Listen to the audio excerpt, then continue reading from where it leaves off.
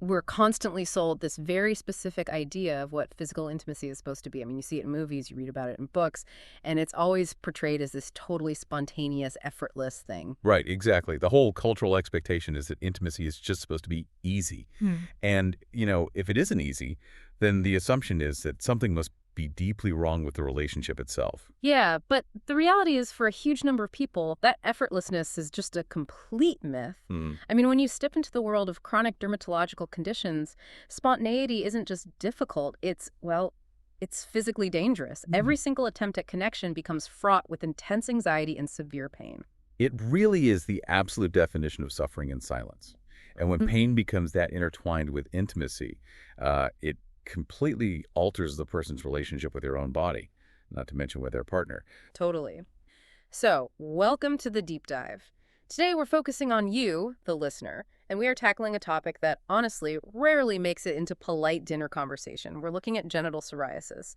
And specifically, we're focusing on how it causes superficial dyspareunia, which is the medical term for severe, painful sexual intercourse. It's a heavy topic, but an incredibly important one. It is. Okay, let's unpack this.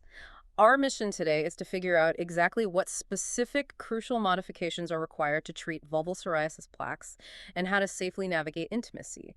And to get there, we're pulling from a huge stack of sources, including the latest European and UK national guidelines, so that's the BA, ASH, BSSVD, and RCOG guidelines for the management of vulval conditions, alongside some really specific dermatology clinic insights. Which is fantastic data to have. Yeah.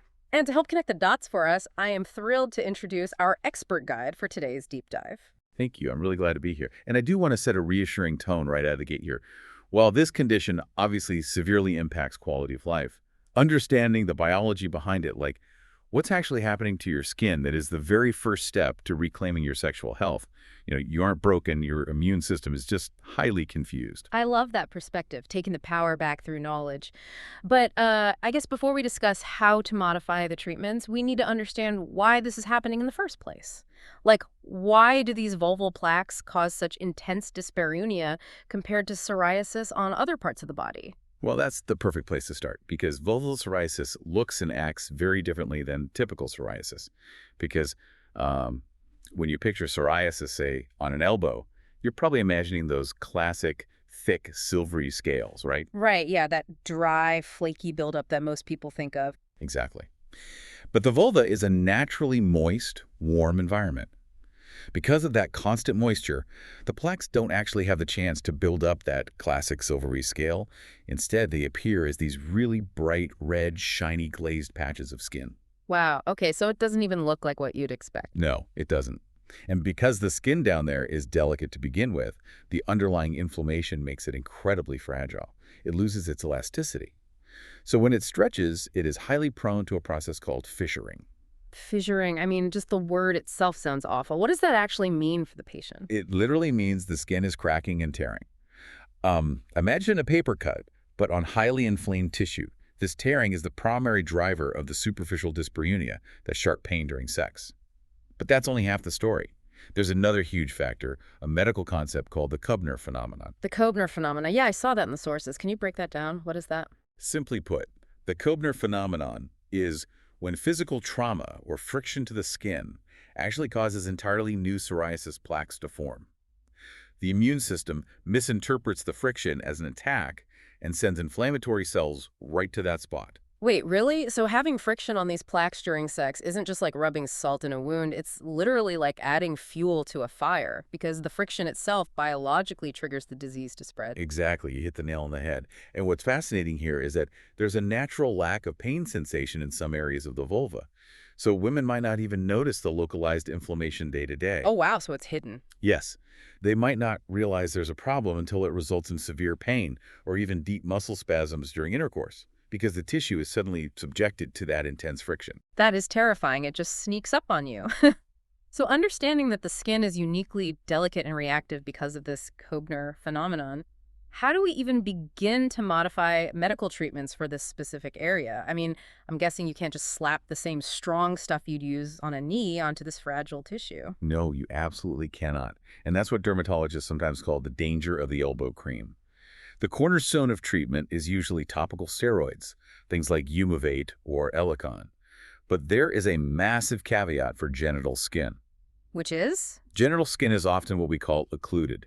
It's covered by underwear, clothing, and natural skin folds. This occlusion means the skin absorbs the medication much faster and way more intensely than skin on an arm or a leg would. Oh, I see. So the meditation acts way stronger than it's supposed to. Exactly. So the treatment modification here is crucial. Doctors must prescribe a strict tapering regimen. We call it sequential or rotational therapy. Okay, what does that look like in practice? You start with a potent steroid for a very short controlled time to knock out the acute inflammation. But then you have to immediately step down to weaker ones or use them much less frequently. If you don't, you risk irreversible skin thinning atrophy or even stretch marks on the vulva. Skin thinning on an area that's already tearing and fissuring. That sounds like a complete disaster. It is, which is why the sources also highlight alternatives, namely calcineurin inhibitors like tacrolimus or pimecrolimus or vitamin D analogs.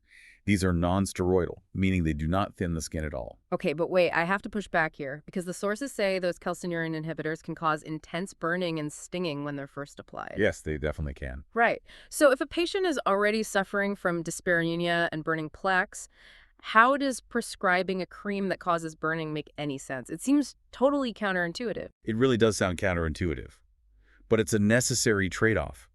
You see, the burning is usually temporary. It happens because the inflamed nerves are hyperreactive. But unlike steroids, these calcineurin inhibitors don't carry the risk of thinning that already fragile tearing tissue. Ah, so you're protecting the structure of the skin. Precisely. They are a vital long-term modification for sexual health. Once the initial inflammation is calmed down, maybe with a short burst of steroids, the calcineurin inhibitors keep the skin safe without degrading it. Okay, that makes a lot of sense. So we've got the long-term medical management sorted. But let's move to the immediate reality of having sex. How does a listener actually navigate intimacy when dealing with all of this? Right. This is where we get into the pre- and post-sex protocol, and requires some strict behavioral modifications. First, the pre-sex hygiene. You have to avoid all standard soaks, bubble baths, and scented wipes. No soaps at all. None. You wash only with bland emollients, things like Cetraben or Diprobase. And crucially, you use them to wash off any psoriasis medications before sex. Oh, right. So they aren't transferred to the partner. I wouldn't have even thought of that. Exactly. You don't want your partner absorbing a potent steroid. Now, for the pain modification itself, the guidelines detail a highly specific intervention: the use of local anesthetics. Like a numbing cream. Yes. Usually a 5% lidocaine ointment or a 2% lidocaine gel applied to the vulva 10 to 20 minutes prior to penetrative sex. Okay, wait. If you apply a numbing gel right before sex, wouldn't that just completely numb the partner too? Yes, it would, which is why there's a crucial step here. The lidocaine must be washed off immediately before penetration. Got it. So you give it 20 minutes to soak in and numb your pain receptors, but then you wash the actual surface off. Exactly. You wash it off to prevent numbing the partner. And then during sex, you need to use non-perfumed lubricants.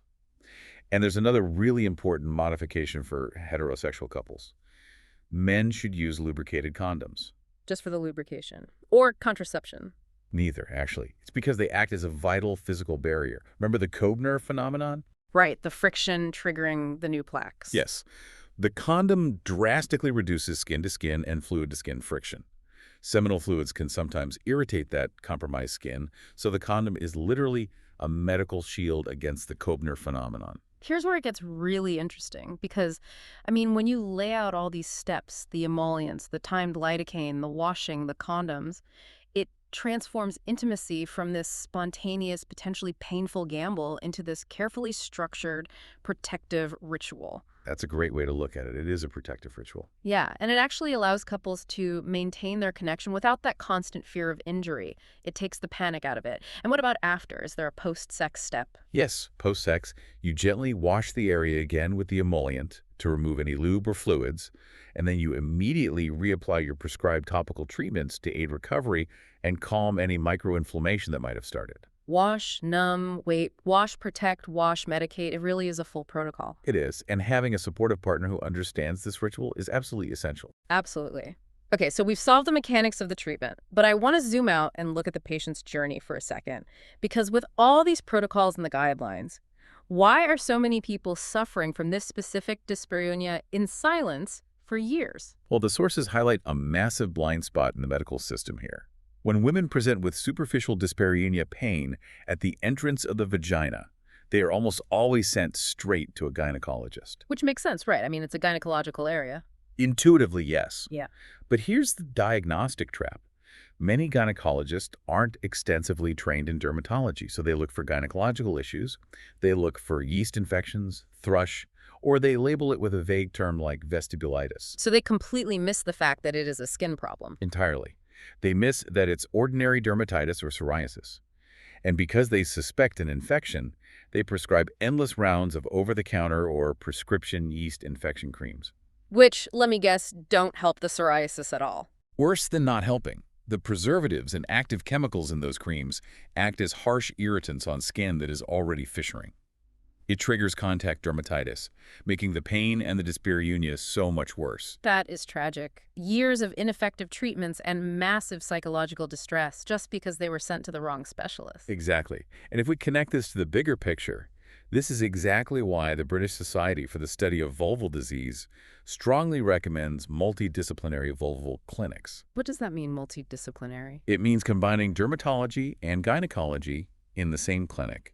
Having both experts evaluate the patient together is the absolute gold standard for care because it catches these misdiagnoses instantly. So what does this all mean for the listener? I think it means that if you're dealing with unexplained pain during sex, you shouldn't just accept a vague gynecological diagnosis or keep applying yeast infection creams that burn. You need to actively ask your doctor if it could be a dermatological issue. Absolutely. You have to advocate for yourself and ask for a dermatology referral.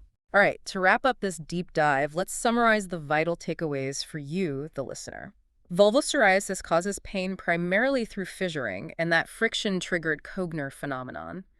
Medical treatments have to be carefully modified using tapering steroids or calcineurin inhibitors to prevent skin thinning. Right. And finally, safe intimacy requires that strict pre- and post-sex protective protocol using bland emollients, properly timed and washed off lidocaine, and barrier condoms. It's a lot to manage, but it is manageable. It really is. And, before we go, there's one final lingering question I want to leave the listener to mull over. It builds on what we've discussed today. Oh, what's that? Well, if the Kobner phenomenon proves that physical trauma to the skin triggers new psoriasis plaques to form, we have to wonder about psychological trauma. How do you mean? Could the intense psychological trauma, the stress, and the deep anxiety of anticipating painful sex actually create a systemic inflammatory feedback loop in the body? Yeah. Right. Could the sheer fear of dyspareunia actually be biologically fueling the genital plaques from the inside? We know stress triggers psoriasis flares, so making the brain-skin connection might just be the ultimate frontier in actually curing this condition. That is a wild thought to leave on, that the stress of the pain could be physically creating the pain. Fascinating. Thank you so much for joining us on this deep dive and sharing your expertise. It was a pleasure. Thanks for having me. And to you, the listener, thank you for joining us. Take these insights, advocate for your health, and we'll see you next time.